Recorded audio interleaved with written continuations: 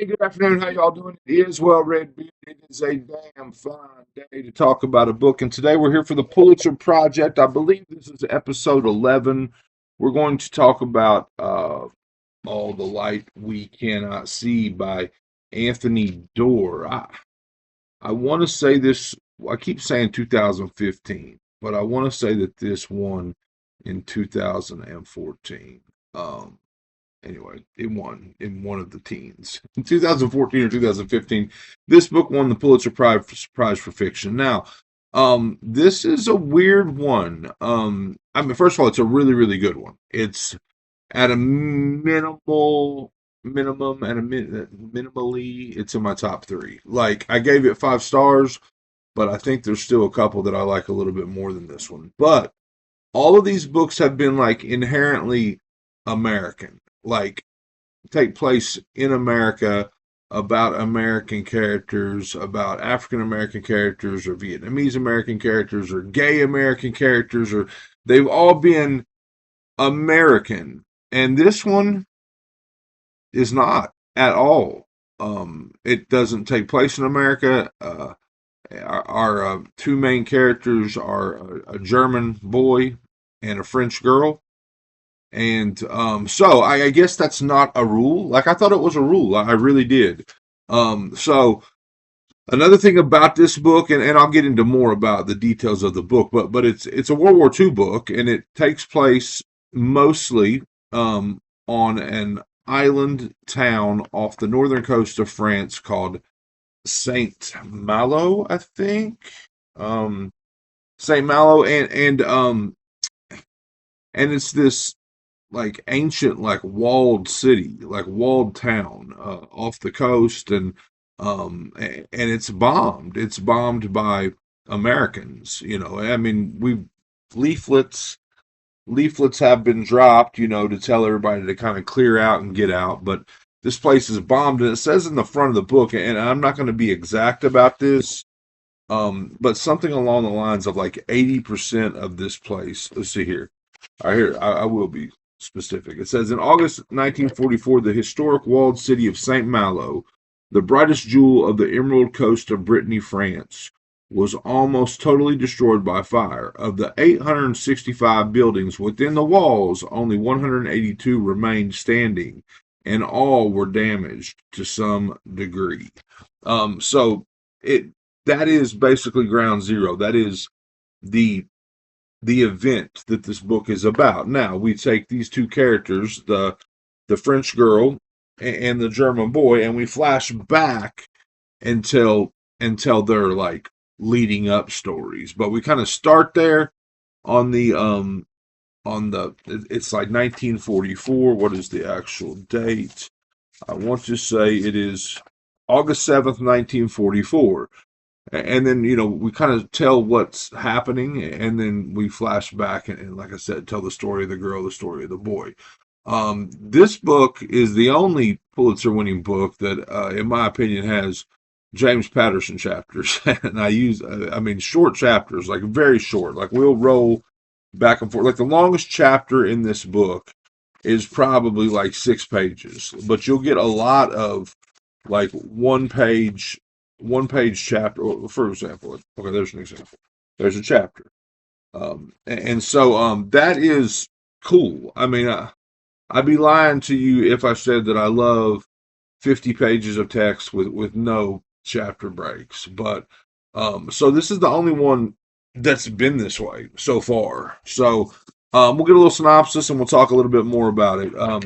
Marie Laure LeBlanc lives with her father in Paris near the Museum of Natural History, where he works.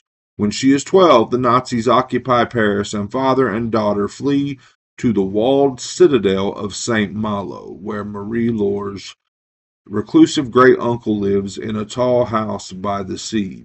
With them, they carry what might be the museum's most valuable and dangerous jewel. In a mining town in Germany, Werner Finnig, an orphan, called him back. In a mining town in Germany, Werner Finnig, an orphan, grows up with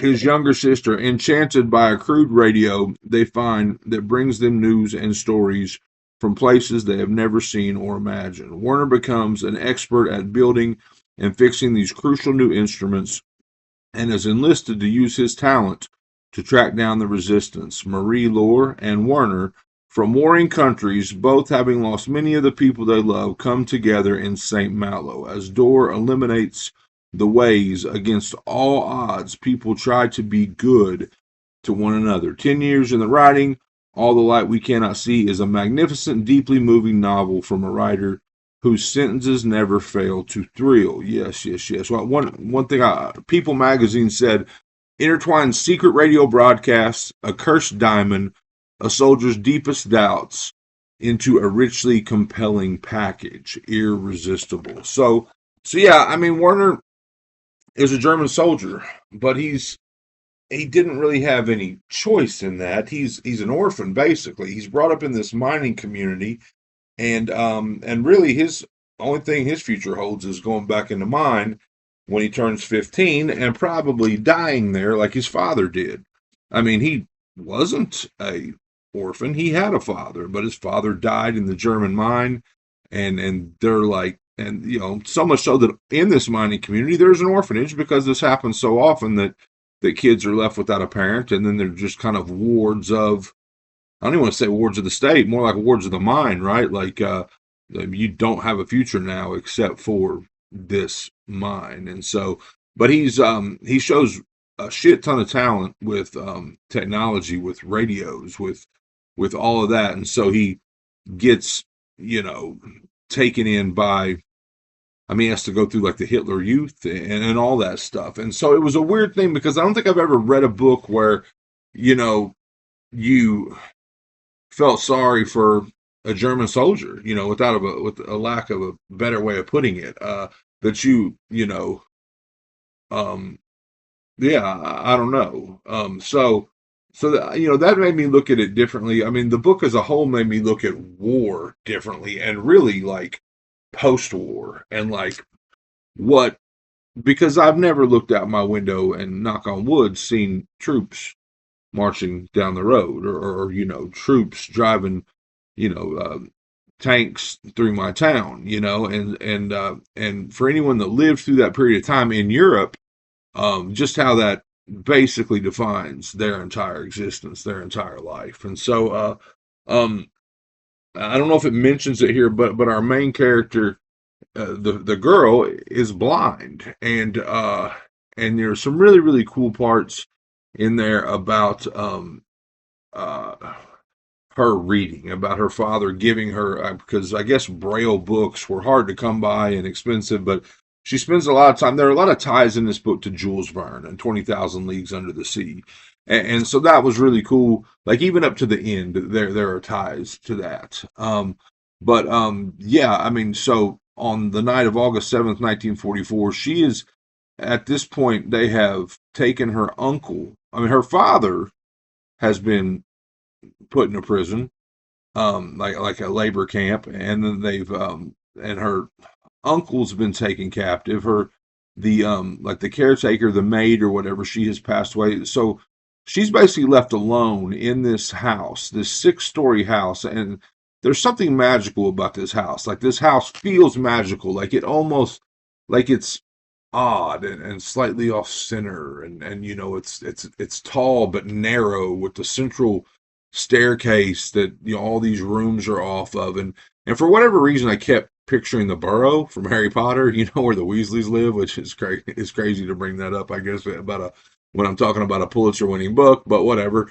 I kept picturing that type of place. Like this house felt magical. Anyway, she's left alone in this place on this night, and she is a blind girl, and Werner is in town in the hotel. He's basically trying to what he does is he's really good at like setting up transmitters, receivers, whatever, and triangulating and basically tracking down these illegal broadcasts, these terrorists or whatever you want to call them. I mean, that's what the German soldiers would have called them, like these terrorist broadcasts. And he is keyed in on this one, and to this girl's uncle, but now it's just her, and she's been, you know, basically reading Jules Verne to whoever's out there listening, and so he's trapped in a basement of a hotel. I mean, that building has been um, basically decimated, and he's trapped in there. And then she's kind of trapped again because she's blind in this house that it said all the houses were damaged, but the house that she lives in was not destroyed. So anyway, and it's this very, very brief, but love story, but between the two of them as well. And it's just really cool. And then the parts about the diamond, like I said, her father worked for the museum in Paris, and when Paris was occupied, they had this famous gem. It was called like I'm getting ready to say the heart of the ocean or something, but that's from Titanic, and I should remember this, but it's got a name. But it's this famous gem that's got all this urban legend around it that whoever had the gem would live forever, but all the people around them, like all their friends and family, like it would affect them adversely. And so, like, this gem was donated to the museum, but the deal was they had to lock it up. They had to keep it locked up for 200 years or whatever. So anyway, when Paris is occupied, they basically create like three what's the word I'm looking for? Three fake ones. Three I wish I could speak English, but three fake ones of this particular diamond, and they're sent off with these different people that are fleeing Paris, and of course the one true diamond goes with our people to St. Malo. So there's a lot of stuff around that, and this one particular German officer who's been tracking down the artwork and the Fabergé eggs and all these things, and he's after this diamond. So there's a little bit of um, I guess action or intrigue around that part of it. But anyway, it's a great book. It's a 500-page book, but reads really fast due to chapter length and due to content. I really, really dug this one. And I know that I think there's a Netflix film because I think that like there was like this came out in again 14, I think. But I noticed I was at Barnes and Noble like maybe a year ago, and there were like reissues of hardcovers of this book, and I was like, that's an old book. Why are they? And I think it was because they put out a Netflix film. So I'm looking forward to watching that. But yeah, I really enjoyed it. My first experience with Doerr.